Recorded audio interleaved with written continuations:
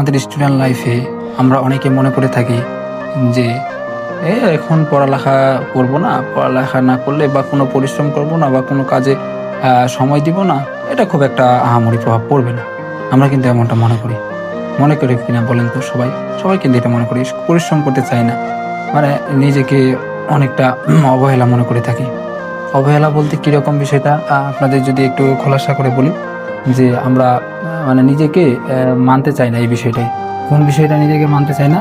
যে আমরা পরিশ্রম করব এই বিষয়টা, মানে অর্থাৎ নিজেকে যে সময় দিব নিজের কেরিয়ারের গঠনের জন্য, নিজের সফলতার জন্য বা নিজের ভালো কিছু হওয়ার জন্য, তো এই যে আমরা সময়টা দিব, এটার যে মন মানসিকতা, এটা আমাদের সবার মধ্যে থাকে না। আমরা সকলে চিন্তা ভাবনা করি যে এখন অযথা শুধু পরিশ্রম করবো, এখন পরিশ্রম করে কী লাভ, আমাদের কি সুবিধা পাবো। কিন্তু দেখেন, আমাদের মূলত ছাত্র জীবনে পরিশ্রম করার মূল সময়ই হলো এটা, অর্থাৎ আপনার 15 থেকে 30 বছর পর্যন্ত এই বয়সটা।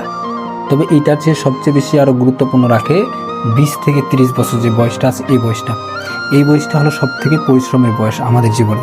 এই বয়সে যারা পরিশ্রম করে, এই বয়সে যারা ভালো কিছু একটা করার আশায় তাদের যে লক্ষ্য, সেই লক্ষ্যে অটুট থাকে, তারা কাজকর্ম করতে থাকে, তারা কখনো হার মানে না। তারা তাদের যে গন্তব্য, তাদের যে সফলতা, তারা যেখানে যেতে চায় ইজিলি যেতে পারে। এতে কিন্তু খুব একটা আহামরি প্রবলেম হয় না তাদের জীবনে।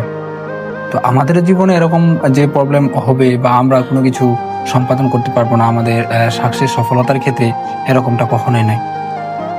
আমরা আমাদের সৃষ্টিকর্তার উপর বিশ্বাস রেখে আমরা পরিশ্রম করব, ইনশাল্লাহ অবশ্যই সফলতা আসবে। দেখেন, আমাদের যে অবস্থাটা দেখা যায় যে আমরা এই যে প্রথম থেকে 20 বছর পর্যন্ত এই যে বয়সটা, এই বয়সে যদি আমরা কোনো পরিশ্রম না করি, দিন কিন্তু চলে যাবে, আপনার কোনো সমস্যা নেই। আপনাকে ফ্যামিলি কোনো প্রেশার দেবে না, অন্যান্য যারা মানুষ আছে কেউ কিছু বলবে না, কোনো কিছুই বলবে না। কিন্তু একটা সময় কিন্তু আপনাকে গিয়ে ছেড়ে দেওয়া হবে, তখন কিন্তু আপনাকে এই সবগুলো বিষয় ওভারঅল যা কিছু আছে একাই হ্যান্ডেল করা লাগবে। তো বিষয়টা বুঝেন। তো আপনি যদি তাহলে এখন পরিশ্রম করেন, তার মানে একটা সময় সুখে কাটবেন, স্বাভাবিক। দেখেন যে আমাদের জীবনে একটা মানে কথাই আছে যে পরিশ্রম করাই লাগবে, বুঝছেন? লাইফে পরিশ্রম করাই লাগবে, পরিশ্রমের কোনো কি নাই, বিকল্প পথ নাই, পরিশ্রম করতেই হবে। এখন পরিশ্রম করাই লাগবে, সেটা হোক আগে, সেটা হোক পরে। তো আমরা সেই পরিশ্রমটা আগে কেন করবো না, আগে কেন নয়, সেটা পরবর্তীতে কেন করব? কারণ পরবর্তীতে আরও অনেক ঝামেলা হবে। পরিশ্রম তো হবেই হবে, তার পাশাপাশি অনেক ঝামেলা থাকবে।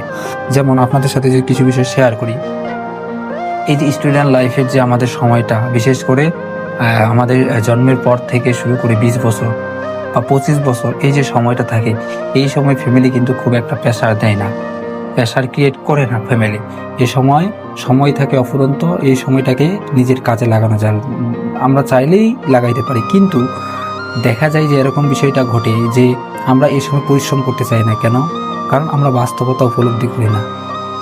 আমরা মনে করি এই কি পরিশ্রম করবো, আমরা তো পাচ্ছি, খাচ্ছি, চলতেছি, মানে অভাব জিনিসটা তখন কিন্তু লাইফে আসতেছে না।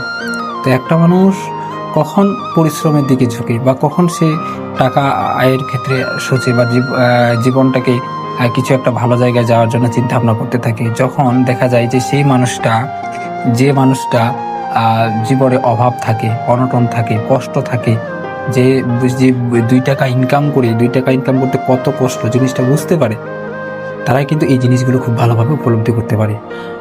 তো আমাদের কিন্তু কষ্ট করাই লাগবে লাইফে, কষ্ট ছাড়া সফলতা কিন্তু মুশকিল। তো এখন আমরা যদি এই আমাদের যে বয়সটা স্টুডেন্ট লাইফে থাকে, এই বয়সে যদি পরিশ্রম না করি, কোনো সমস্যা নেই, আপনাকে কেউ কিছু বলবেও না, আপনি সুন্দরভাবে পারও করবেন সময়টা, অনায়াসে পার করবেন, কোনো সমস্যা নেই। কিন্তু একটা সময় যায় আপনার পরিশ্রম করা লাগবে, সেটা কখন? যে যখন আপনাকে ফ্যামিলি ছেড়ে দিবে। ফ্যামিলি কিন্তু আগে আগলে রাখতো, কিন্তু একটা সময় ফ্যামিলি কিন্তু ছেড়ে দিবে। যখন বাবা বুড়া হয়ে যাবে, মা বুড়া হয়ে যাবে, তখন কিন্তু আপনাকে ফ্যামিলির দায়িত্ব নিতে হবে, আপনার সংসার হবে, তখন এই ওভারঅল সবগুলো বিষয়ে দায়িত্ব নেওয়া লাগবে। তো যদি আল্লাহ তাআলা বলেছেন যে রিজিকের মালিক হলো আল্লাহ, তিনি সবকিছু ব্যবস্থা করে দিবেন, কিন্তু আমাদের তো পরিশ্রম করা লাগবে।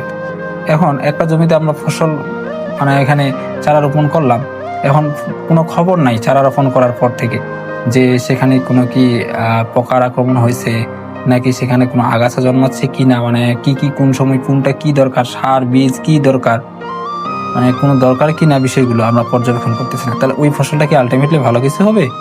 তো বিষয়টা হলো এরকম। আমাদের লাইফে অবশ্যই আমাদের সৃষ্টিকর্তার উপর বিশ্বাস রাখতে হবে, আমাদের বিশ্বাস রাখতেই হবে, রাখার পর আমাদের পরিশ্রম করা লাগবে, পরিশ্রমের কোনো বিকল্প নাই। আর সৃষ্টিকর্তার কাছে অবশ্যই সবসময় প্রার্থনা করবেন যেন আমাদের সকলকে তিনি হেদায়েত দান করেন, আমাদের সকলকে তিনি যেন সুন্দর মন মানসিকতা দেন, পরিশ্রম করার যে এবিলিটি এটা দেন, এটা সবসময় প্রার্থনা করবেন। তাহলে আশা করি ভালো কিছু হবে। এখন যে